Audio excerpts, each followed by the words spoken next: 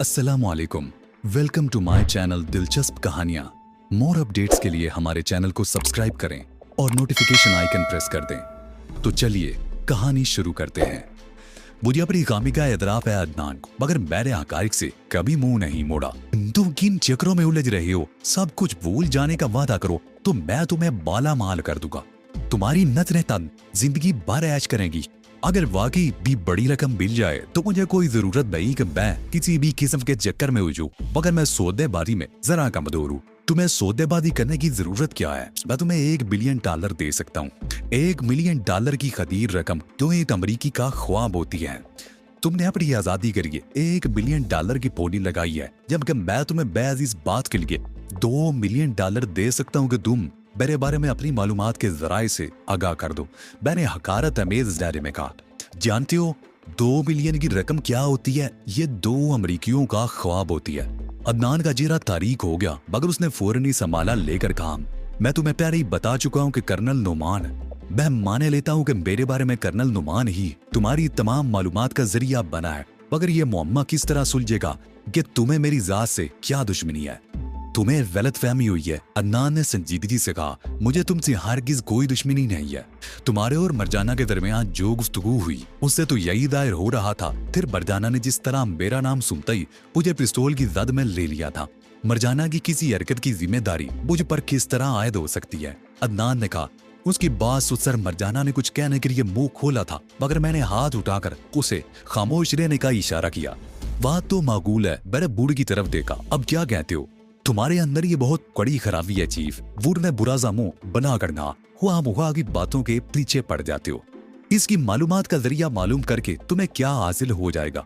जो थोड़ी बहुत रकम ये तुम्हें दे रहा है लेकर इसे छोड़ दो। माना कि $1 बिलियन की रकम बहुत कम होती है, मगर ना होने से तो बेहतर है। कुछ दिन मैं इससे गुजरेंगे, फिर दूसरा शिकार देखेंगे। तुम्हारा साथी बहुत अक्लमंद है। अदनान ने खुश होकर कहा, कैसी दानिशमंदी की बातें कर रहा है, लेकिन मैं इससे भी ज्यादा अक्लमंद हूँ। घोटे जिको का सौदा कभी नहीं करता। क्या मतलब? अदनान ने चौंक कर कहा, अगर तुम असल अदनान अब्बासी होते तो मैं तुमसे जरूर सौदेबाजी करता, मगर तुम कोई फराडिगे हो। अदनान अब्बासी तो हरगिज नहीं हो सकते। ये क्या बकवास है? अदनान ने भड़क कर कहा, अगर मैं अदनान अब्बासी नहीं हूँ तो फिर अदनान अब्बासी कौन है? वही जो आज शाम कैद में था। मैंने कहा, पिटाई के नतीजे में उसका चेहरा तकरीबन नाकाबिले शिनाख्त होकर रह गया था।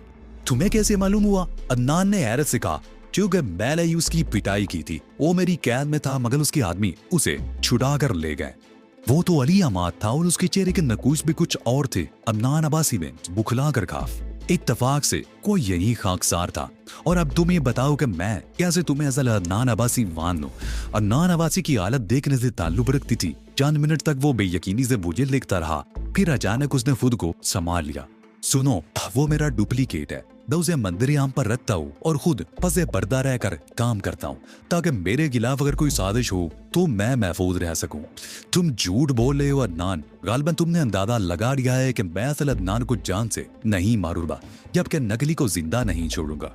यकीन करो, मैं झूठ नहीं बोल रहा हूँ। अदनान ने गिड़गिड़ा कर कहा। उसे अपनी मौत जो नजर आने लगी थी। मैं ख्वामुगा तो यकीन नहीं कर सकता। क्या तुम अपने असली होने का कोई सबूत पेश कर सकती हो? क्यों नहीं? अदनान ने जल्दी से कहा, मेरे डुप्लीकेट का नाम तमकीन है और उसके सुपुर्द बहुत महलूस जिम्मेदारियां हैं। वो ज्यादा बड़ी रकूमात का लेन देन भी नहीं कर सकता। तुम उस वक्त इतनी दीदा दयेदी के साथ मंदिर पर क्यों आए थे? मैंने पूछा।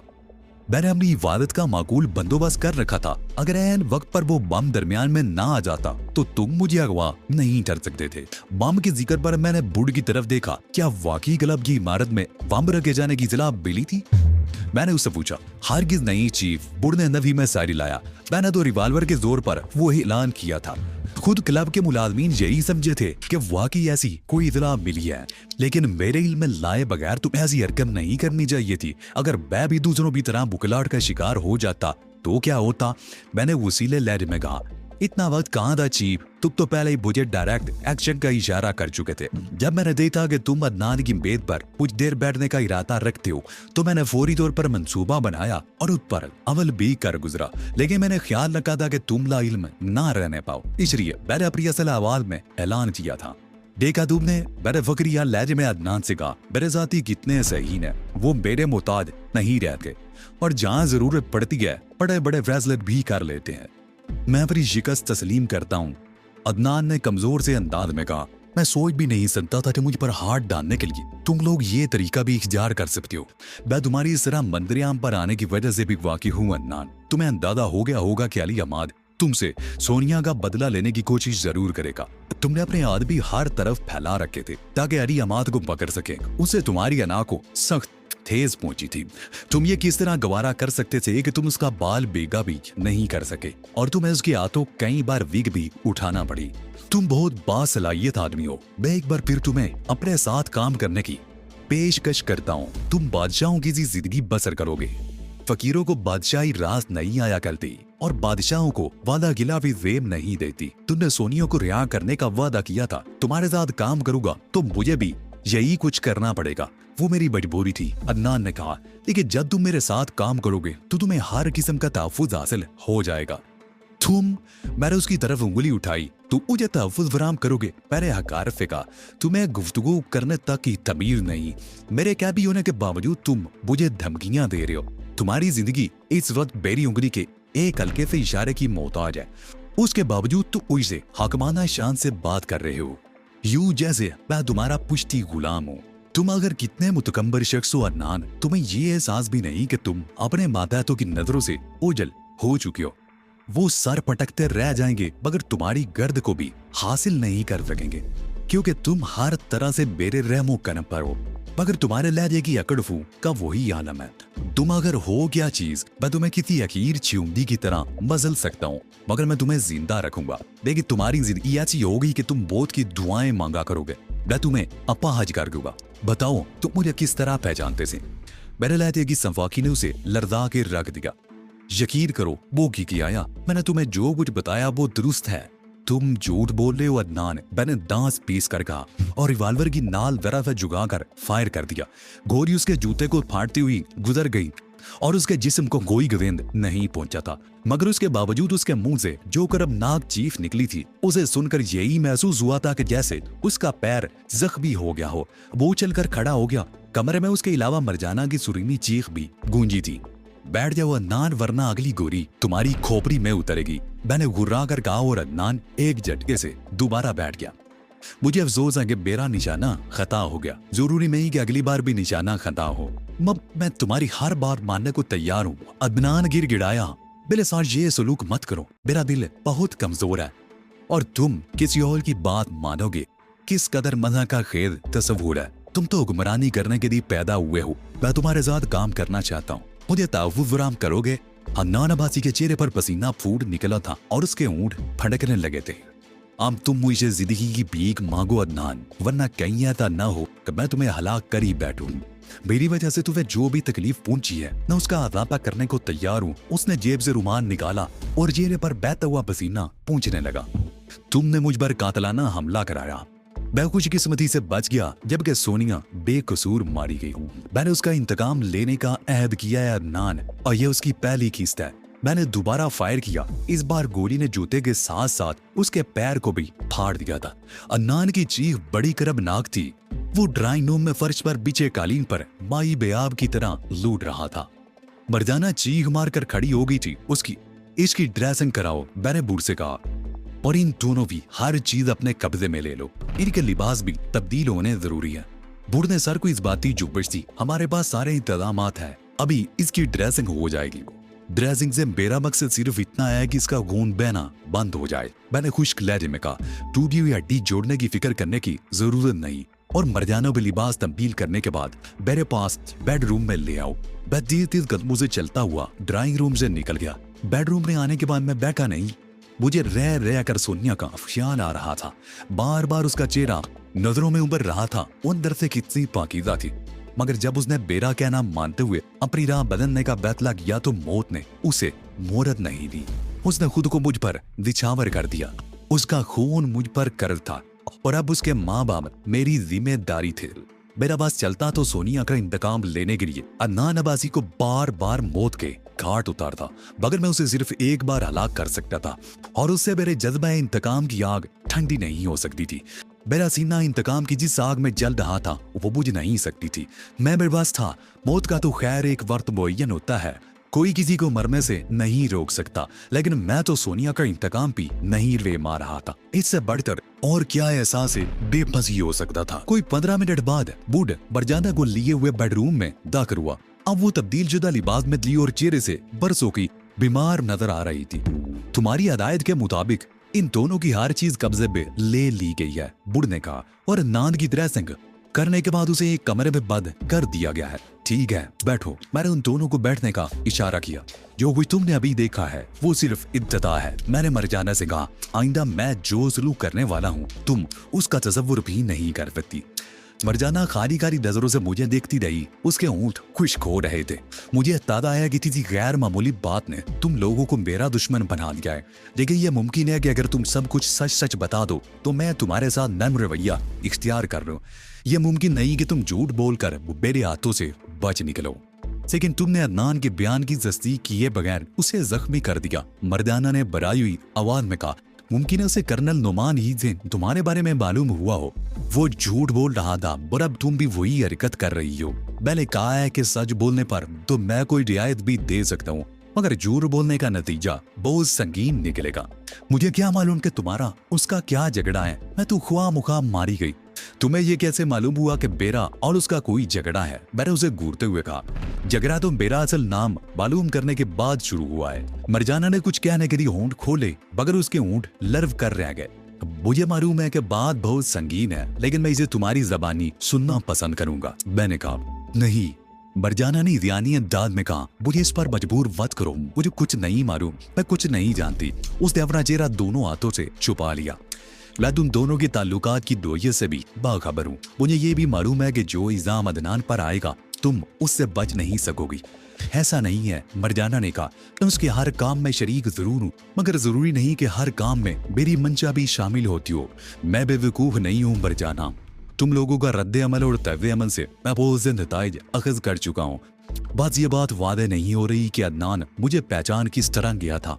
कर्नल नोमान, मरजाना ने कहना चाहा मगर मैंने उसकी बात काट दी। सवाल ही पैदा नहीं होता। वो एक जिम्मेदार अफीसर है, उससे ऐसी कोई तवक्को नहीं की जा सकती। अदनान भी कोई गैर जिम्मेदार आदमी नहीं है। बास पार्टी की एक आम शख्सियत है और वुमल के तमाम ओहदेदार उसकी इज्जत करते हैं, मगर वो सब उसकी असलियत से वाकिफ हो गए। उन्हें मालूम होगा कि उसका मादी क्या था। मैं कभी इस बात पर यकीन नहीं कर सकता कि उसका जरिया मालूमात कर्नल नोमान रहा होगा। तुम उसके बयान की तस्दीक क्यों नहीं कर लेते? मरजाना ने कहा, इसलिए कि अब मैं कर्नल नोमान से कोई राब्ता नहीं रखना चाहता। कर्नल नोमान के जरिए उसे इराक में मेरी मौजूदगी की खबर भी मिल सकती है और यह भी मालूम हो सकता है कि मैं नारमन शेलोफ नामी एजेंट के बैकअप में इसराइल जा रहा हूँ। मगर यह बात नाकाबिल यकीन है कि कर्नल नोमान ने उसे बई तस्वीर भी दिखाई होगी और तुम तो पहले ही बहुत कुछ जानती हो, वरना मुझे पिस्तौल की जद में क्यों लेती? मरजाना ने एक तवील सांस ली। मैं इस मामले में अदनान से कभी मुत्तफिक नहीं रही, उसने आहिस्ता आवाज में कहना शुरू किया, मगर मैं मजबूर हूँ, इससे टकरा नहीं सकती। मैंने कई बार उसकी मुखालफत भी की, लेकिन उसके लिए पैसा सबसे अहम चीज है और वो ऐसा कोई जरिया छोड़ने के लिए तैयार नहीं होता जिससे उसे आमदनी हो रही हो। मैंने मैली खेज नजरों से बूढ़ की तरफ देखा जो मरजाना की गुफ्तगू पर हैरत से मुंह फाड़े बैठा था। शायद उसकी समझ में कुछ भी नहीं आया था। तुम हुकूमत के आला ओहदेदारों को हकीकत से आगाह कर सकती थी, मैंने कहा। उसके लिए मुझे बहुत कुछ साबित करना पड़ता और मैं कुछ भी साबित करने की पोजीशन में नहीं थी। फिर मैं क्यों ख्वाह मुखा उससे दुश्मनी मोल लेती? बात तो माकूल है, लेकिन अगर तुम दिन उसके खिलाफ होती तो उसके मुकाबले में मेरा साथ देती। मुमकिन है तुम्हारे लिए ये फैसला करना आसान हो, मगर मेरे लिए नहीं है। हाइशिया से अपने तहफ़्फ़ुज़ की फिक्र में रहता है। अगर मुझे गौर फिक्र करने का मौका मिला होता तो शायद मेरा रद्द अमल मुख्तलिफ होता। अब क्या कहती है? मैंने उसकी आंखों में देखा। अब तो तुम इस जराबी कैफियत का शिकार नहीं हो। मेरे आसाब टूट फूट कर रह गए हैं। मुझे नहीं मालूम कि मैं क्या कर रही हूँ और क्यों कर रही हूँ। दिमाग पर एक दूध सी छाई हुई है। ऐसे में क्या फैसला कर सकती हूँ?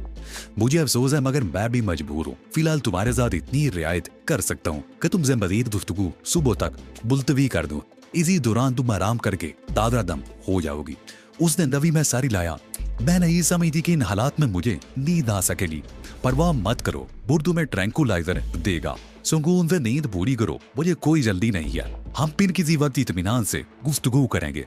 बूढ़ इन्हें छोड़कर वापस आओ। बूढ़ मरजाना को छोड़कर वापस आ गया। इसे किसी अलहदा कमरे में तो नहीं रखना? बूढ़ ने पूछा।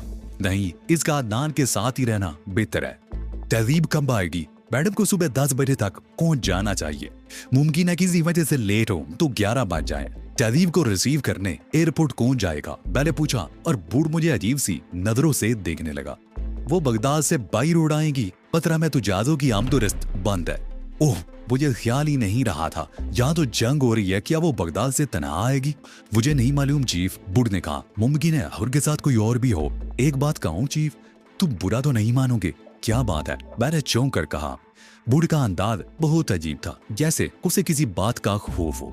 तुम अब सो जाओ चीफ, रात बहुत हो गई है। मैंने महसूस किया कि ये बात कहते वक्त भी उसके अंदाज में खौफ था।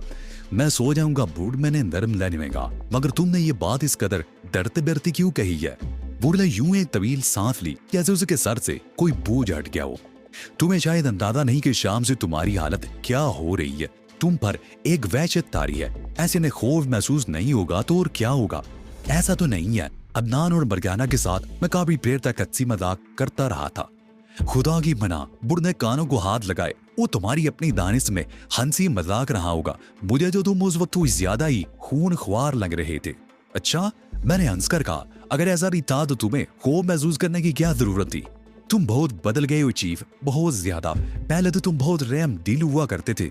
हर एक की मुखालफत के बावजूद तुमने हमेशा ओली बाबर को डील दी। हम तो ऐसा मालूम होता है कि तुम डील देना जानते ही नहीं। अदनान अब्बासी को सोनिया के खून के एक एक कतरे का हिसाब देना होगा बुग।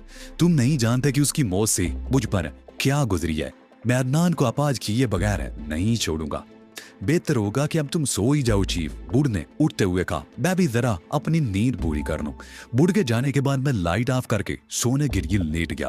तहजीब से मुलाकात के लम्हात करीब आने वाले थे। बरसों के बाद उसे देखने का तसव्वुर जिस्मो जाँ में सिनसनीसी पैदा कर रहा था। कहीं बेकम में ना हो। अगर ऐसा हुआ तो क्या होगा? क्या मेरी आंखों की प्यास पूछ जाएगी?